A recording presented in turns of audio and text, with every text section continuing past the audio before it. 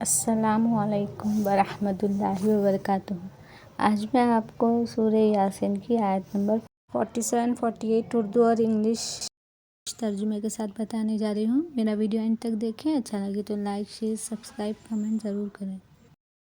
اعوذ باللہ من الشیطان الرجیم۔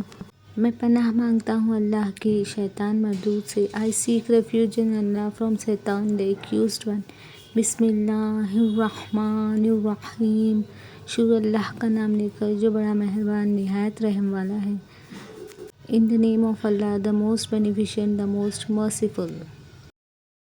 وَإِذَا قِيلَ لَهُمْ أَنفِقُوا مِمَّا رَزَقَكُمُ اللَّهُ قَالَ الَّذِينَ كَفَرُوا لِلَّذِينَ آمَنُوا أَنُطْعِمُ مَن لَّوْ يَشَاءُ اللَّهُ أَطْعَمَهُ إِنْ أَنتُمْ إِلَّا فِي ضَلَالٍ مُّبِينٍ۔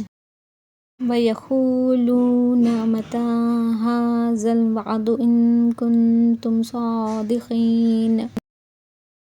ترجمہ: اور جب ان سے کہا جاتا ہے کہ جو رزق خدا نے تم کو دیا ہے اس میں سے خرچ کرو، تو کافر مومنوں سے کہتے ہیں کہ بھلا ہم ان لوگوں کو کھانا کھلائیں جن کو خدا چاہتا تو خود کھلا دیتا، تم تو سری غلطی میں ہو۔ اور کہتے ہیں گر تم سچ کہتے ہو تو یہ وعدہ کب پورا ہوگا؟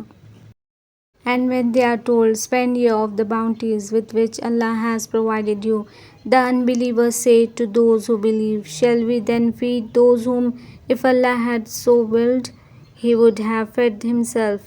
Ye are in nothing but manifest error. Further they say, when will this promise come to pass, if what ye say is true?